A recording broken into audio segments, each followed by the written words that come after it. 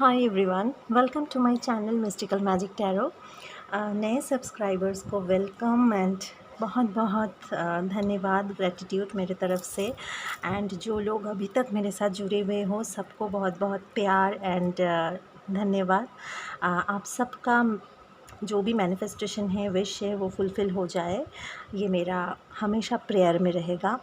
And request है कि video देख के प्लीज़ लाइक ज़रूर कीजिए एंड रेजोनेट करता है तो कमेंट भी कीजिए। अगर आप लोग अभी तक वीडियो देखने के बाद भी सब्सक्राइब नहीं किए तो उनको भी रिक्वेस्ट है कि सब्सक्राइब ज़रूर कर लीजिए। Okay, thank you. आज का रीडिंग है कि आपके लाइफ में किसी पर्टिकुलर एक पर्सन जो आए थे, लेकिन आप दोनों का रिलेशन एंड रिश्ता नहीं चला, बहुत दिन तक नहीं आगे बढ़ा। जिन लोगों का रिश्ता 4-5 साल रहते हुए भी, सारा कुछ फ्यूचर प्लानिंग करने के बाद भी आप लोगों का वो रिलेशन टूट चुका, वो क्यों हुआ? आई मीन ये जो पर्सन आपके लाइफ में आए थे, वो क्यों आए थे?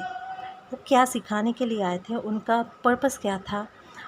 एक्चुअली हम सब का ना हमारे एक्स के साथ जिन लोगों का ब्रेकअप हो चुका है और जो लोग ऑलरेडी रिसेंट ब्रेकअप से गुज़र रहे हो रिसेंटली, तो उन लोगों के लिए क्या है ना, हम लोगों का एक दूसरे के साथ एक कार्मिक एक्सचेंज रहता है। हमारा सोल उन लोगों को पहचान जाते हैं, तो वो एक्सचेंज जो भी अभी मतलब इस जन्म में हम लोग वो कभी कभी सुधारने के लिए, कभी कभी वो हिसाब चुकाने के लिए पाथ क्रॉस करते हैं। सो इन सब में मुझे बहुत विश्वास है, मैं बिलीव करती हूँ। मैं जन्मांतर में बिलीव करती हूँ, रीइंकार्नेशन में बिलीव करती हूँ।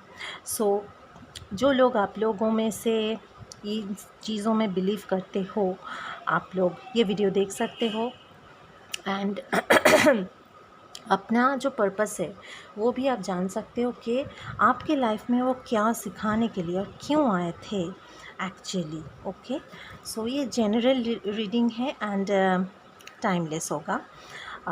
जब भी आप ये देखोगे ये आपके साथ रेजोनेट करेगा। जनरल है, कलेक्टिव है, सबके लिए है और सिचुएशन अलग हो सकता है। किसी का रिसेंट ब्रेकअप हो सकता है, किसी के लिए बहुत पुराना ब्रेकअप है, लेकिन आपको जानना है कि ये क्यों हुआ था। Okay, God what is angels, reason बताइए वो पर्सन क्यों आए थे हमारे व्यूअर्स के लाइफ में। ओके,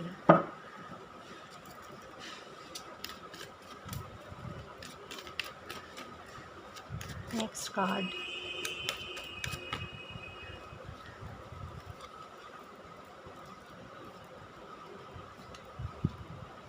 बहुत सारा 2 कप्स का कार्ड है, एस का 2 कार्ड है। पहली बात है कि आपका जो एक्स था या एक्स थी, आपको शायद आप दोनों का रिश्ता बहुत दिनों तक नहीं चला, वो आपको छोड़ के चले गए थे, या तो ऐसा भी हो सकता कि आप उनको छोड़े थे, दोनों में कुछ अनबन हो गया था, आगे नहीं बढ़ पा रहा था। लेकिन आप एक दूसरे के ऊपर जो छाप छोड़ के गए हो, एक हम लोग होते हैं ना, एक सिग्नेचर छोड़ के जाते हैं हर एक के लाइफ में, वो आपको क्या सिखा के गए हैं। आपके अंदर इमोशन हो सकता है कि बहुत ओवरफ्लो होता था। ओके, बहुत ज़्यादा ओवरफ्लो होता था। ये कार्ड को देख के मैं बोल रही हूँ बहुत ज़्यादा ओवरफ्लो होता था, लेकिन आपको वो कंट्रोल करना नहीं आता था। कभी कभी आप बहुत ज़्यादा ओवर रिएक्ट कर जाते थे, आपको पता नहीं था कि एंग्जाइटी कैसे कंट्रोल करें, पैनिक होता है, पैनिक अटैक होता है तो उसको कैसे कंट्रोल करें। आप शायद उनके ऊपर भी बहुत ज़्यादा over react and over control आप करना चाहते थे उनके ऊपर। सो आई थिंक कि आपका extreme emotions and extreme control का जो पावर आ गया था, वही उनको कहीं ना कहीं डिस्टर्ब महसूस होता था। वो प्यार तो आपको करते थे, लेकिन वो जानते थे कि इसी तरीके से अगर आप खुद को चेंज नहीं करोगे और आप दोनों का रिश्ता कंटिन्यू होगा, तो वो आगे जाके बिल्कुल अच्छा नहीं होगा आप दोनों के लिए, आप दोनों के हेल्थ के लिए, मेंटल हेल्थ के लिए, एंड दोनों के रिलेशन के लिए, दोनों के घर के लिए, फैमिली के लिए। इसीलिए शायद वो छोड़ के आपको चले गए थे। लेकिन आपको जो सिखा के गए हैं, आप अभी अपने इमोशन के ऊपर ओवर पावर कर सकते हो। आप इमोशन को दबा सकते हो। दबाने का मतलब ये नहीं है कि आप कभी रोते नहीं हो। दबाने का मतलब ये नहीं है कि आपको रोना नहीं आता है, दुख नहीं होता है, होता है। लेकिन आपको अभी you can manage your reactions and actions. आपको इमोशन को मैनेज करना आता है। कंट्रोल करना एक बात है कि बहुत रोना आ रहा है, बहुत ज़्यादा इमोशनल फीलिंग किसी के लिए आ रहा है, मुझे बात नहीं करना है, वो ईगो हो जाता है, वो मैनेज नहीं होता है, वो कंट्रोल इश्यूज़ हो जाता है।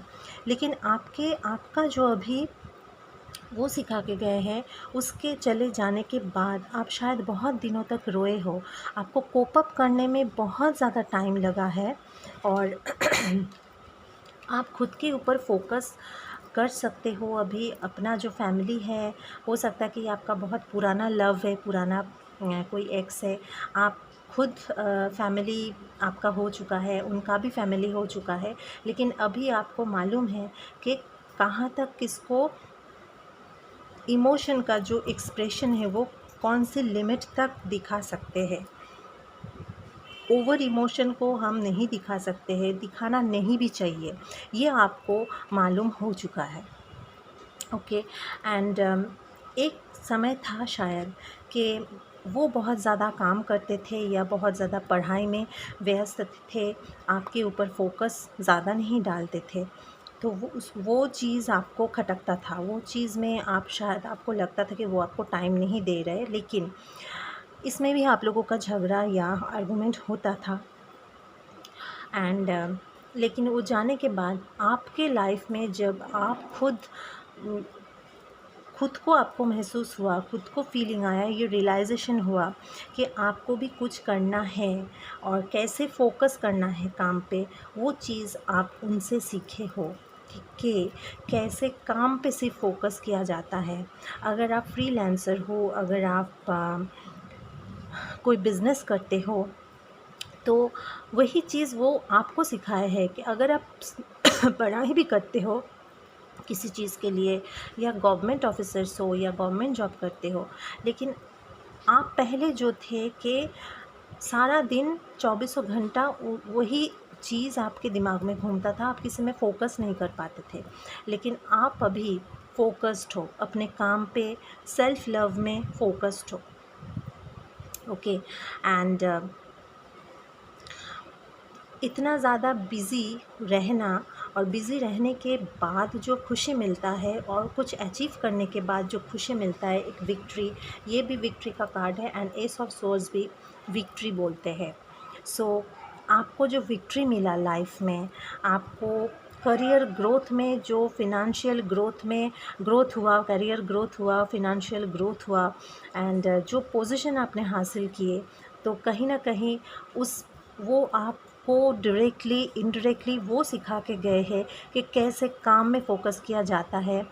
अपना जो एंग्ज़ाइटी है, अपना जो दुख है उसको पीछे रख के, उसको भूलने के लिए नहीं मैं बोल रही हूँ, मैं बोल रही हूँ कि उसको पीछे रखे, उसको इम्पोर्टेंस कम दे के, और हमारे आसपास में अपनी ज़िंदगी में और जो चीज़ है और जो काम करने वाला चीज़ है, उसमें फ़ोकस ज़्यादा कैसे दिया जाए, उस काम को कैसे इम्पोर्टेंस दिया जाए, प्रायोरिटी जो हमारा होता है प्रायोरिटी लिस्ट में, वो जो ब्रेकअप का एंड प्यार का जो हमेशा वो एक चलता था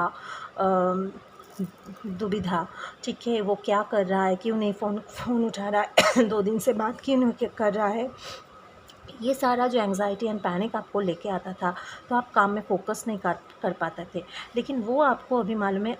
और अगर आप शादीशुदा भी हो या कोई एग्जिस्टिंग रिलेशन में भी हो, आप अभी बिल्कुल बदल चुके हो। आपको मालूम है कि जो पर्सन है वो भी अपना काम करते हैं और उस काम में वो फोकस्ड है, उसको भी फ्रीडम चाहिए और आपको भी फ्रीडम, एक स्पेस। ओके, स्पेस जो नहीं देता है जो रिलेशन में, वो आप नहीं दे पा रहे थे, लेकिन अभी आप वो सीख चुके हो कि स्पेस कैसे दिया जाता है, अपने काम में कैसे फोकस किया जाता है और दूसरों को भी, अगला जो पर्सन है उसको अपने काम में कैसे उनको इंस्पायर किया जाता है। ठीक है, ये सारा चीज़ अभी आपको आता है। आपका जो नर्चरिंग नेचर था, आप इमोशनल तो बहुत थे, लेकिन जो ओवर कंट्रोल एंड ओवर जो पैम्पर वाला जो चीज़ था, वो आप अभी बैलेंस में हो। आपको अभी बैलेंस करना आता है कि पैम्पर कब तक करेंगे, कब करना चाहिए और कहाँ तक करना चाहिए, एंड ओवर कुछ नहीं, एक्सट्रीम जो चीज़ है वो आपका कम हो चुका है। Okay, and king of swords and queen of cups, आप अभी जो आपके अंदर एक फेमिनिन एंड मास्कुलिन एनर्जी दोनों चलता है, जो आप बैलेंस में खुद को रखते हो। जब मास्कुलिन एनर्जी का ज़रूरत होता है, आपके अंदर से वो निखर के आता है। जब फेमिनिन एनर्जी का ज़रूरत होता है, जो काम पे और जो सिचुएशन पे, तब वो निखर के आता है। तो जो ये चीज़ आपके लाइफ में बहुत ही ज़्यादा एक बैलेंस लेके आए हैं। आपका एक्स के साथ डेफिनेटली कोई पास्ट लाइफ रिलेशनशिप था एंड बैगेज तो डेफिनेटली था। पास्ट लाइफ रिलेशनशिप एंड कार्मिक बैगेज डेफिनेटली आप दोनों का था पहले, जो कि वो क्लियर करने के लिए सारा कुछ हो जाता है ना कहीं कोई जन्म पे हम लोग शायद कोई बात अधूरा रह जाते हैं, अनसेड रह जाते हैं बातें, और पूरा हम लोग मिटा नहीं पाते हैं। तो यहाँ पे आके शायद वही मिटाने के लिए हमारा सोल उनको ढूंढ लेता है, उनका सोल आपको ढूंढ लेता है। आपका पास्ट लाइफ जो कनेक्शन था वहाँ से, और ये ना आपका आप इनको शायद मिले थे अपने कोई रिलेटिव्स के थ्रू, जो कि जैसे कि मतलब मैटरनल जो रिलेटिव्स होते हैं, मामा, मासी, मामी, इन लोगों के कोई रिलेटिव हो सकता है, या इन लोगों का कोई फ्रेंड का कोई रिलेटिव हो सकता है, या उनका जो मामा का फ्रेंड है, मासी का फ्रेंड है, आपके एक्स का माता पिता भी हो सकते हैं। तो ऐसे आप लोग मिले तो थे, लेकिन जो पास्ट लाइफ कनेक्शन था वो पाथ क्रॉस आप दोनों का हो गया। वो आपको सिखा के चले गए, कई चीज़ें आपने भी उनको सिखाया,